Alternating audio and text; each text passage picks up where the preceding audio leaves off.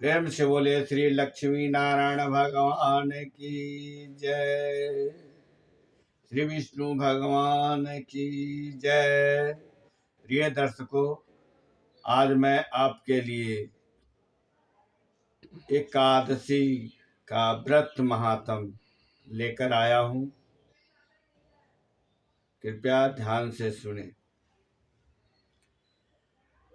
मार्गशीर्ष मास के कृष्ण पक्ष की एकादशी को भगवान विष्णु के शरीर से एक तेजस्विनी कन्या के रूप में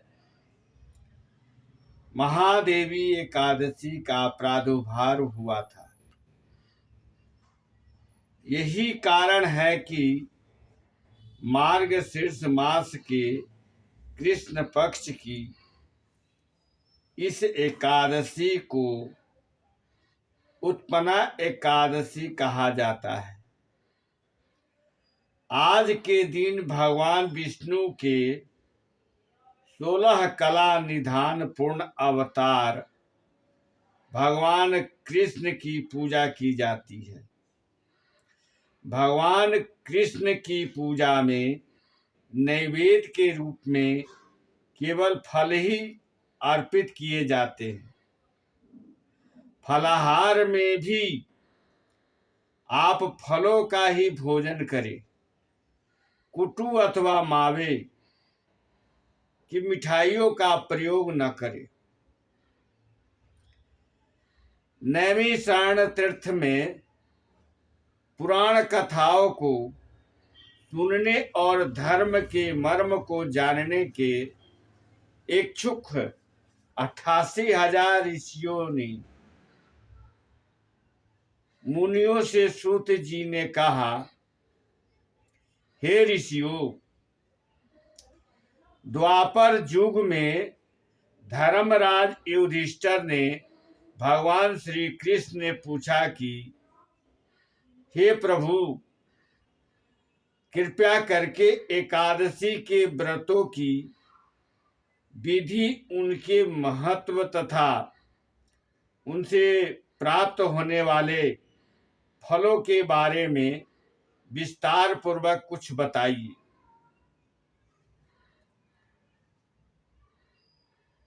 हे देवकी नंदन, एकादशी के व्रत में किस देवता का पूजन किस प्रकार करना चाहिए तथा कौन कौन से कार्य करने तथा कौन कौन से कार्य नहीं करने चाहिए, इसके बारे में मुझे स्पष्ट रूप से बतलाने की कृपा करें।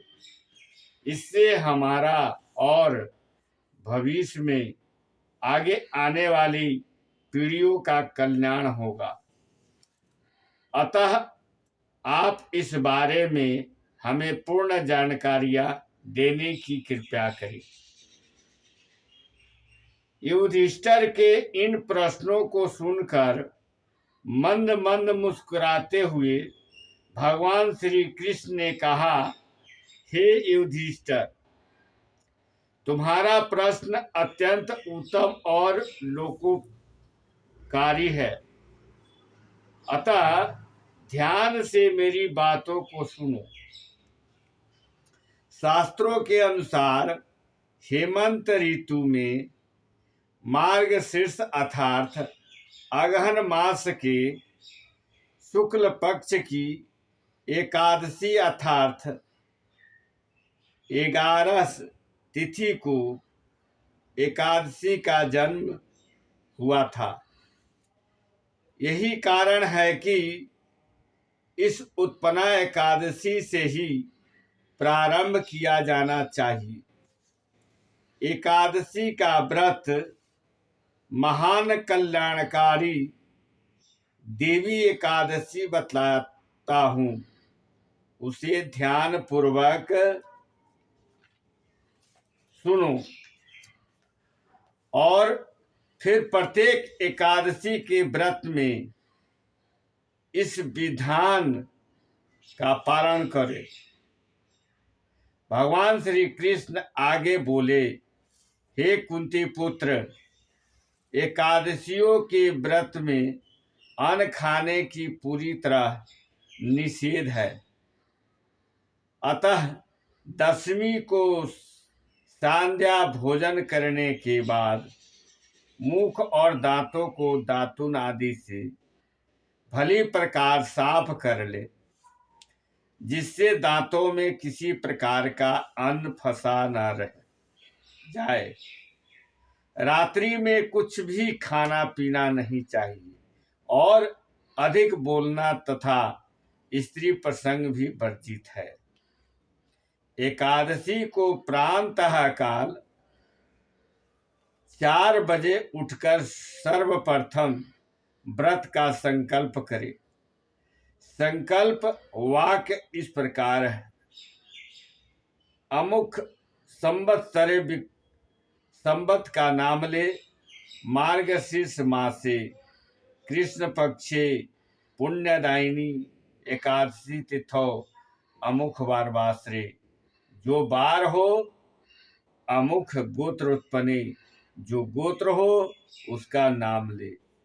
अमुख नाम ने हम अपने नाम का उच्चारण करने के पश्चात ब्राह्मणों को शर्माहम, क्षत्रिय को वर्माहम, वैश्यों को गुप्तोहम और शूद्रों को दासोहम कहना चाहिए।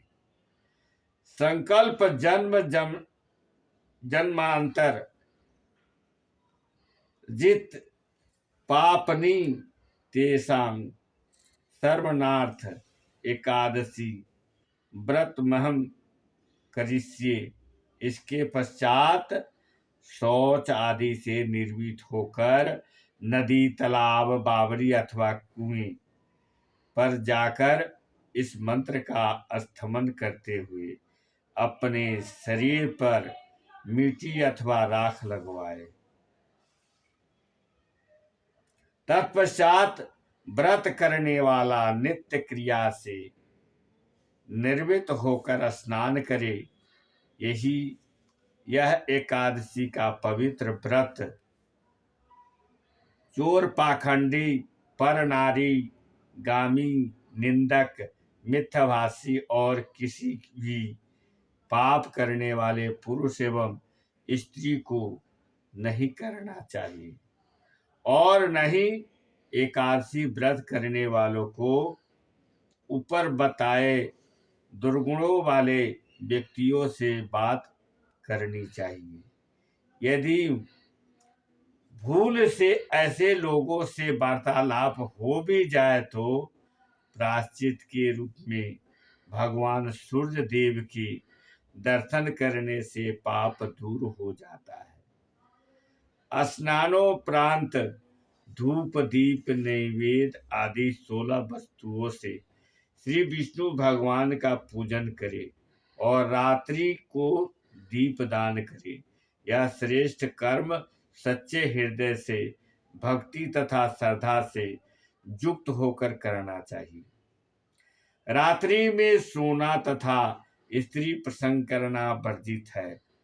एकादशी की समस्त रात्रि भजन, कीर्तन, मनन, सत्संग आदि करना चाहिए। पहले कभी जाने या अनजाने में जो पाप हुए हैं उनके लिए प्रभु से क्षमा प्रार्थना करनी चाहिए। गुणी और धर्मात्मा स्त्री पुरुषों को चाहिए कि कृष्ण पक्ष तथा शुक्ल पक्ष दोनों ही पक्षों की एकादशियों को समान समझे। ऊपर लिखी विधि के अनुसार एकादशी व्रत करने वाले भाग्यशाली पुरुष व स्त्री मनचाहा फल प्राप्त करते हैं। शंखोद्वार तीर्थ में स्नान करने के पश्चात श्री भगवान विष्णु के दर्शन करने से जो फल प्राप्त होता है वह एकादशी व्रत के 16वें भाग के भी समान नहीं है, ऐसा शास्त्रों का मत है। व्यतिपात के दिन दान करने से लाख और संक्रांति में दान करने से के पुण्य से 4 लाख गुना पुण्य फल एकादशी के व्रत से प्राप्त होता है। सूर्य चंद्र ग्रहण में कुरुक्षेत्र में स्नान करने से जो फल प्राप्त होता है वही फल एकादशी के व्रत से प्राप्त होता है। अश्वमेध यज्ञ का करने के 1000 तपस्वियों को 8 वर्ष तक भोजन कराने तथा पंडितों और ब्रह्मचारियों को भोजन कराने से भी 1000 गुना पुण्य कन्या दान तथा भूमि दान करने से होता है। उससे 100 गुना पुण्य विद्या दान करने से प्राप्त होता है और विद्या दान से 100 गुना पुण्य भूखों को भोजन कराने से प्राप्त होता है। अन्न दान से ही देवता और पितर दोनों ही तृप्त होते हैं। पर एकादशी के व्रत का पुण्य होता है। एकादशी के व्रत का प्रभाव देवताओं को भी दुर्लभ है।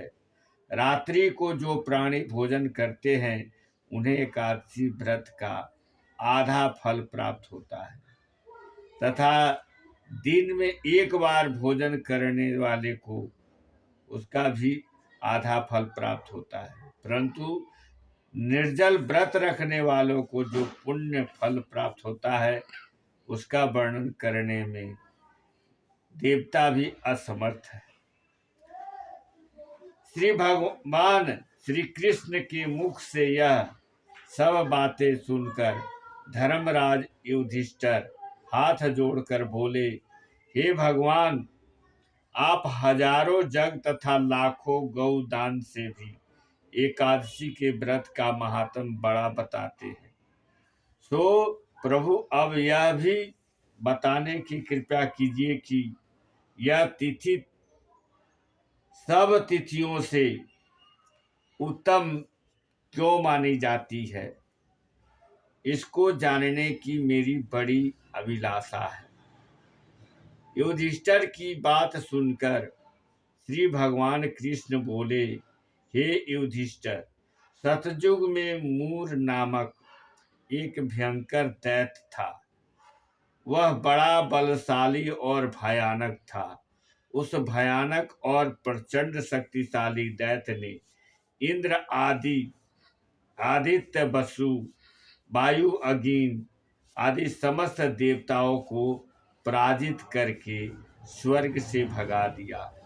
तब इंद्र सहित सब देवताओं ने भयभीत होकर करके भगवान उमापति भोले शंकर को अपने दुखों का कारण और भयानक दैत्य का वृत्तांत का सुनाया। देवता हाथ जोड़कर बोले, हे कैलाशवासी, अविनाशी, मूर दैत्य के भय से भयभीत होकर समस्त देवी देवता बेचैन हुए मृत्यु लोक में मारे फिर रहे हैं। समस्त सूर्य समाज को बेचैन देखकर और उनकी अनन्य विनय सुनकर भगवान भंडारी बोले, हे देवताओं, तीनों लोकों के स्वामी और भक्तों के समस्त दुखों का विनाश करने वाले भगवान विष्णु की शरण में जाओ। वे ही तुम्हारे इस महान कष्ट का निवारण करेंगे।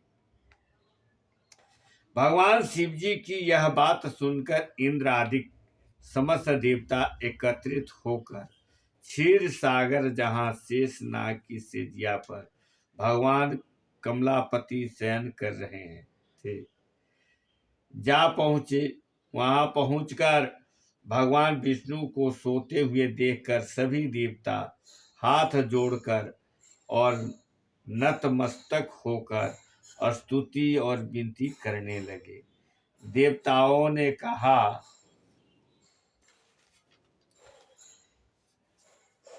हे शंख, चक्र, गदा, पद्म तथा वन मालाओं से अलंकृत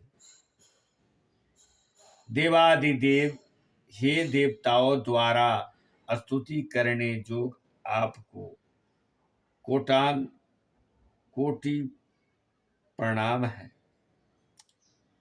हे सुन नर मुनि जन की रक्षा करने वाले महाप्रभु, आपको बारंबार नमस्कार है। हे दया के धाम प्रभु, आप हमारी रक्षा कीजिए। दैत्यों से भयभीत होकर हम आपकी शरण में आए हैं। आप ही यह समस्त ब्रह्मांड के कर्ता धर्ता और माता पिता हैं। आप ही उत्पत्ति और पालन करता तथा संहार करने वाले और सबको शांति प्रदान करने वाले।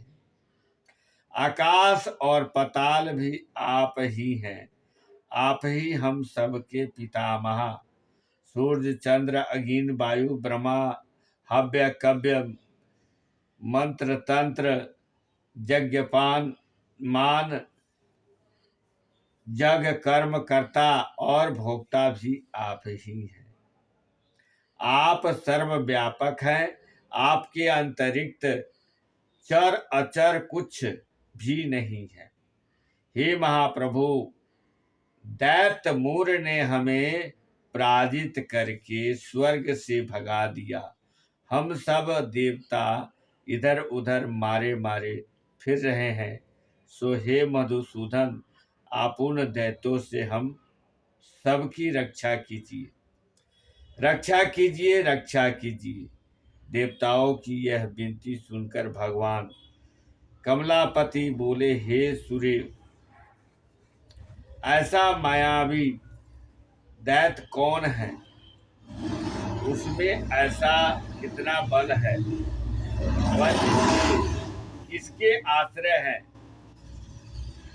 उसमें ऐसा कितना बल है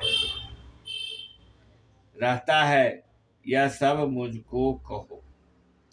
भगवान विष्णु की यह बात सुनकर देवराज इंद्र बोले, हे प्रभु, प्राचीन काल में नाड़ी जंग नाम का एक राक्षस था। उसी का पुत्र महाबलशाली महापराक्रमी और विश्वविख्यात मूर नामक का दैत्य है। वह चंद्रावती नामक नगरी में रहता है।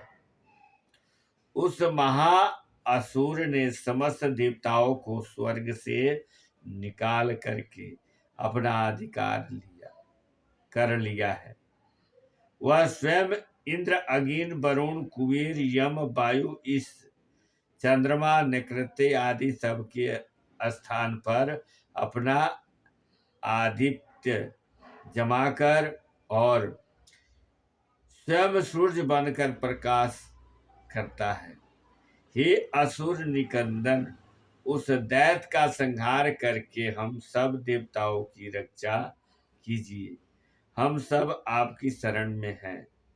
इंद्र के ये वचन सुनकर भगवान कमलापति बोले, हे देवताओं, तुम घबराओ मत। मैं शीघ्र ही तुम्हारे शत्रु का संहार करूंगा। तुम सब अब चंद्रावती नगर को चलो। समस्त देवताओं सहित भगवान विष्णु भी चंद्रावती नगरी को चल दिए। उस समय दैत्य राज मूर दैत्य सेना सहित युद्ध भूमि में बड़े अभिमान से गरज रहा था। उस महादैत्य की ओर घोर गर्जना को सुनकर सब देवता भयभीत होकर चारों दिशाओं में भाग खड़े हुए। यह देखकर स्वयं भगवान विष्णु रणभूमि में पहुंच गए। भगवान कमलापति को रणभूमि में देखकर दैत्य दल ने नाना प्रकार के अस्त्र शस्त्रों से भगवान विष्णु पर प्रहार किया। भगवान ने यह देखकर अपने तीखे बाण छोड़े, जो नागों की तरह से लहराते हुए जाकर दैत्यों के अंगों को बिंधने लगे। सभी दैत्य उनके हाथों से मारे गए। दैत्यराज मूर अविचल भाव से भगवान के साथ युद्ध करता रहा। यह देखकर सूर्य समाज अत्यंत बेचैन होने लगा। भगवान जो भी तीक्ष्ण बाण उसके शरीर में मारते वे उसके अंगों में पुष्पों के समान लगते थे। शस्त्रों से उस महादैत्य का शरीर छीन बीन हो गया, परंतु वह फिर भी युद्ध करता था। तत्पश्चात भगवान और दैत्य का मल युद्ध होने लगा। इस प्रकार 10,000 वर्ष तक दोनों का युद्ध हुआ, परंतु महाबली दैत्य फिर भी पराजित नहीं हुआ। तब भगवान उस मूढ़ दैत्य से लड़ते लड़ते थक करके बद्रिका आश्रम को चले गए। वहां पर हेमवती नाम की एक सुंदर गुफा थी। विष्णु भगवान उस गुफा में विश्राम करने लगे। वह गुफा 12 योजन लंबी थी और उसी का एक ही द्वार था। दैत्यराज मोर भी भगवान का पीछा करते हुए उस गुफा में पहुंच गया। वह दैत्य भगवान विष्णु को सोजा देखकर उन्हें मारने के लिए उद्यत हुआ। वह अभी मारने को प्रयत्न कर ही रहा था कि उसी क्षण विष्णु भगवान के शरीर से एक अति तेजस्वी तथा अत्यंत प्रभावशाली कन्या अस्त्र शस्त्र धारण किए हुए उत्पन्न हुई। उस कन्या के बल पराक्रम को देखकर आश्चर्यान्वित हुआ मूर उसके साथ युद्ध करने लगा। उस कन्या के युद्ध कौशल पराक्रम तथा वीरता को देखकर दैत्य ने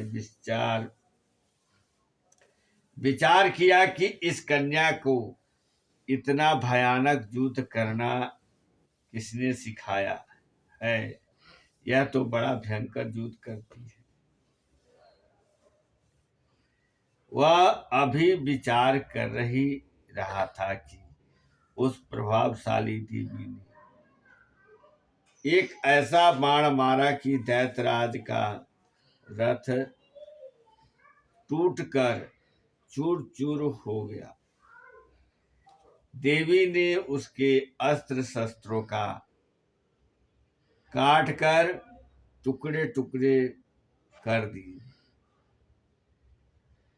अब वह भयानक दैत्यराज मूरमल युद्ध करने लगा, परंतु देवी ने धक्का मारकर उसे मूर्छित कर दिया। जब वह दैत्य मूर्छा से जागा तो उस कन्या को उसका सिर काट डाला। इस प्रकार वह दैत्य भी तो पृथ्वी पर गिर कर मृत्यु को प्राप्त हुआ और बाकी दैत्य भयभीत होकर पाताल को लोग को भाग गए। जब भगवान विष्णु की निद्रा टूटी तो उन्होंने मूर दैत्य के कटे हुए सिर तथा दोनों हाथ जोड़कर खड़ी हुई। एक कन्या को देखा। भगवान उस कन्या से पूछने लगे, हे देवी, जिस दैत्य तत्व के भय से इंद्र आदि सब देवता भयभीत होकर स्वर्ग को छोड़कर भाग गए थे, उसको किसने मारा है? वह कन्या कहने लगी, भगवान, अब आप निद्रा में थे तो वह दैत्य आपको मारने के लिए जब उद्यत हुआ था, उस समय आपके शरीर से उत्पन्न होकर मैंने इस दैत्य का दूध वध किया है। यह सुनकर भगवान बोले, हे देवी, तुमने इस दैत्य को मारकर इच्छा अनुसार वर मांगो। तो वह देवी बोली, भगवान, यदि आप मुझको वरदान देना चाहते हो तो यह दीजिए कि जो मेरा व्रत करे उसके सब पाप नष्ट हो जाएं और अंत में मोक्ष प्राप्त हो। रात्रि को भोजन करने वाले को आधा फल और जो एक बार भोजन करे उसको भी आधा फल प्राप्त हो। जो मनुष्य भक्ति पूर्वक मेरे व्रत को करेगा वह निश्चय ही आपके लोक को प्राप्त होगा। जो कोई मेरे व्रत में एक बार भी भोजन न करे उसे को धर्म, धन और मुक्ति प्राप्त हो। भगवान ने कहा, हे कल्याणी, ऐसा ही होगा। मेरे और तुम्हारे भक्त एक ही होंगे और वे जीवन में सभी सुखों को प्राप्त करेंगे तथा अंत में मरे हुए लोग को शीघ्र प्राप्त होंगे। क्योंकि तू एकादशी को उत्पन्न हुई है, अतः मेरा नाम एकादशी होगा। एकादशी को तुम मुझको सब तिथियां से प्रिय हो, इस कारण तुम्हारे व्रत का फल भी सभी तिथियों से अधिक फलदायी होगा। भगवान के ऐसे उत्तम वचनों को सुनकर वह देवी अत्यंत प्रसन्न हुई। भगवान कृष्ण ने आगे कहा, हे युधिष्ठिर, सब व्रतों में एकादशी व्रत का फल सर्वश्रेष्ठ है। एकादशी व्रत करने वाले को मैं मोक्ष पद देता हूँ, उसके शत्रुओं का नाश एवं समस्त विघ्नों को नष्ट करता हूँ। यह मैंने एकादशी की उत्पत्ति का सब वृत्तांत बतलाया है। एकादशी के पापों को नष्ट करने वाली तथा सिद्धि देने वाली है। जो मनुष्य इस एकादशी महात्म को पढ़ता है अथवा सुनता है उसको विश्वमेध यज्ञ का फल प्राप्त होता है। वह करोड़ों वर्ष तक विष्णु लोक में वास करता है और वहां भी उसका पूजन होता है। जो मनुष्य एकादशी महात्म के चौथाई भाग को पढ़ता है उसके सभी पाप नष्ट होते हैं। हे वैष्णव, धर्म के समान अन्य कोई धर्म नहीं है और एकादशी व्रत के समान दूसरा कोई व्रत नहीं है। प्रेम से बोलिए श्री सत्यनारायण भगवान की जय। कथा संपूर्ण हुआ।